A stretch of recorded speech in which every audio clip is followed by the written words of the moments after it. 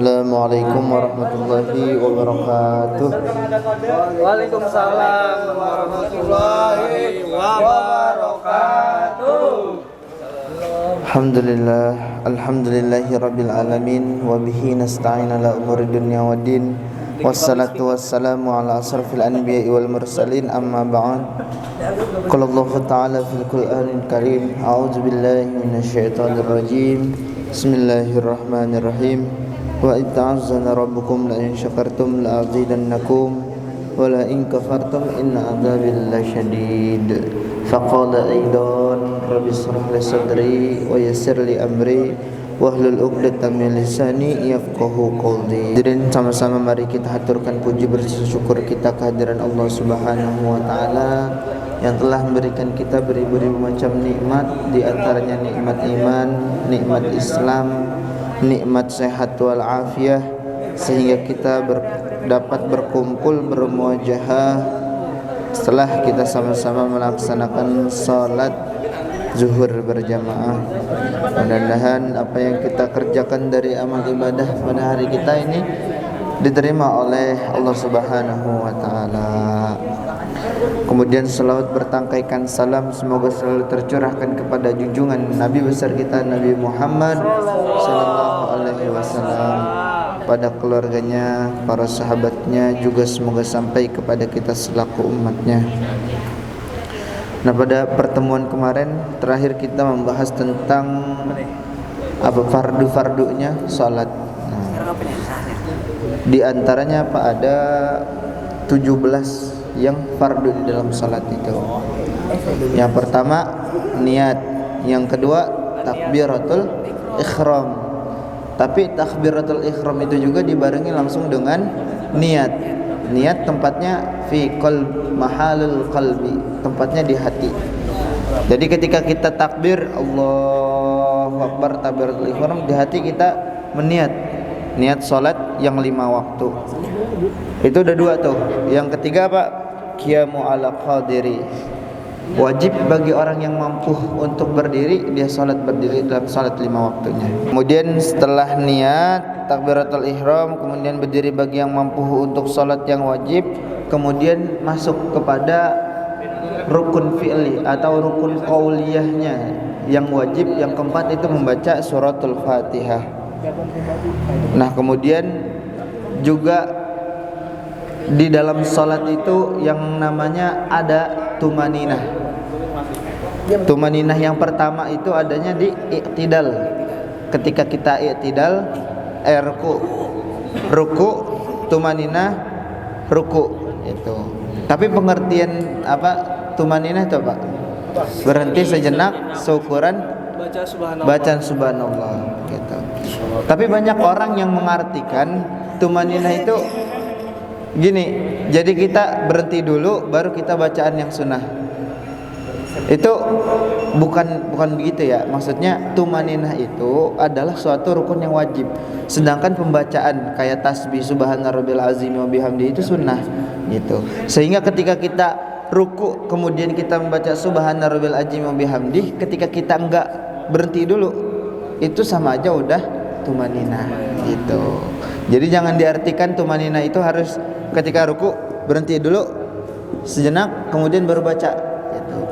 Padahal kita ruku kemudian baca subhana rabbil azim wa bihamdi tanpa berhenti pun itu udah termasuk tumaninah gitu. Nah, setelah tumaninah yang pertama ada ruku, kemudian tumaninah yang kedua di i'tidal. Kemudian tumaninah habis i'tidal ada lagi tumaninahnya sujud. Sujud, bangkit dari kedua sujud ada tumaninahnya juga. Duduk iftiraf, duduk di antara 2 sujud, duduk iftiras ya. Nah, jadi total tumaninah ada 4. Tumaninah ada 4. Nah, sama dengan kan ada tuh 4 dengan gerakannya, berarti 4 tambah 4 8. Nah,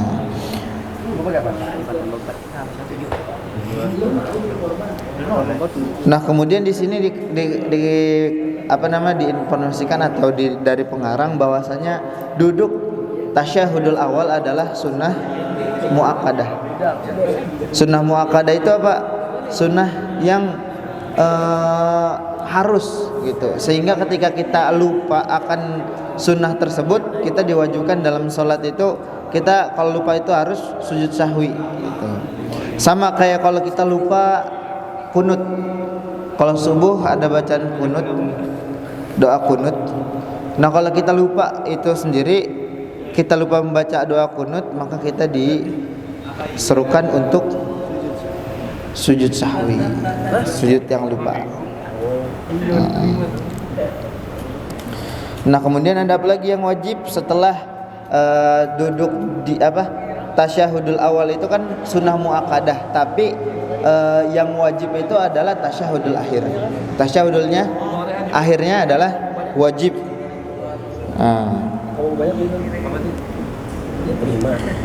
Kemudian yang ke-14 al-uqudu fihi, yaitu adalah duduk akhir salawat kepada Nabi Muhammad SAW. Yang paling seringan-ringannya adalah Allahumma salli ala Sayyidina Muhammad. Nah itu kan ada tuh di dalam tasyahudul akhir. Nah ini yang terakhir, yang ke-16 itu ada salam yang wajib. Yang ke-17-nya tartib. Nah kemudian kita lanjut pembahasan pada hari ini adalah apa nih?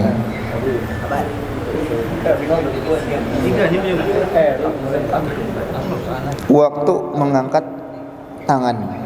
Jadi dalam sholat itu dijelaskan mengangkat tangan itu ada tempatnya.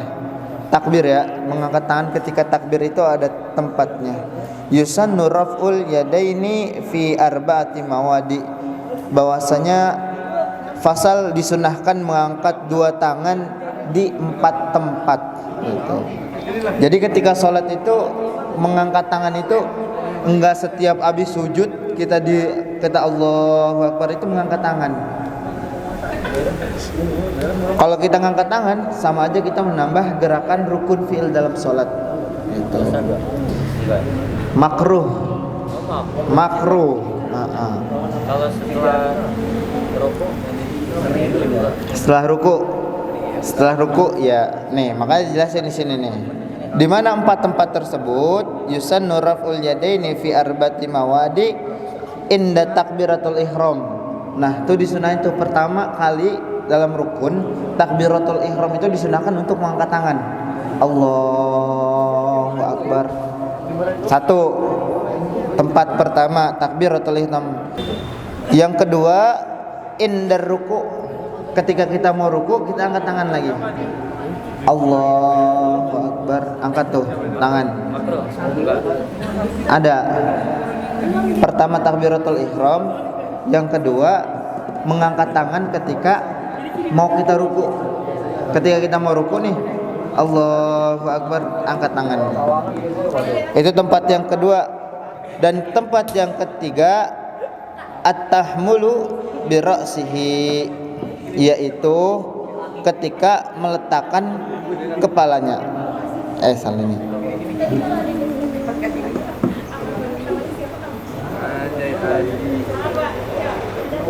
Andai aja ada yang komen. Rindu bergabung. Aman, sudah makan aja. Dia bilangnya nggak minta uang, Om. Makan, katanya gitu. Kalau om itu lagi. Dia kayak gini jadi guru public speaking. Buset. Dia paling serius. Nah yang ketiga itu mengangkat tangan, sunnah mengangkat kedua tangan adalah indal i'tidal, yaitu mengangkat tatkala kita bangun dari ruku, i'tidal, baru kita angkat lagi kedua tangan. Dan yang keempat, yang terakhir indal qiyami minat tasyahudul awal. Nah jadi ini tempat-tempat nih, yang terakhir itu yang keempat adalah mengangkat tangan ketika tasyahudul awal. tasyahudul awal kelar berdiri Allahu Akbar. Nah, di situ baru disunahkan untuk mengangkat kedua tangan. Selain daripada itu, maka hukumnya makruh. Karena apa? Menambah rukun fi'il pada gerakan salat.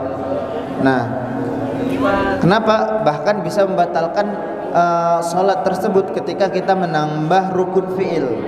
Tapi ketika kita menambah rukun qauliyah seperti Al-Fatihah dan sebagainya, itu enggak jadi masalah. Mungkin ada nih di salat kita lagi baca Al-Fatihah. Fatihah itu rukun, wajib gitu. Rukun kan wajib. Nah, pas wajib itu ternyata kita baca Fatihahnya itu lagi bengong gitu kan. Lagi bengong. Terus ya bengong lah, sambil bengong gitu, sehingga kita nggak tahu nih udah nyampe mana, tiba-tiba udah waladolin. Nah, kita ragu apa bacaan Fatihah kita sendiri. Kemudian kita tambahin lagi, karena ragu, baca lagi dah Al-Fatihahnya. Nah, itu nggak membatalkan sholat atau tidak menambahkan rukun qauliyah, tapi tidak membatalkan sholat gitu.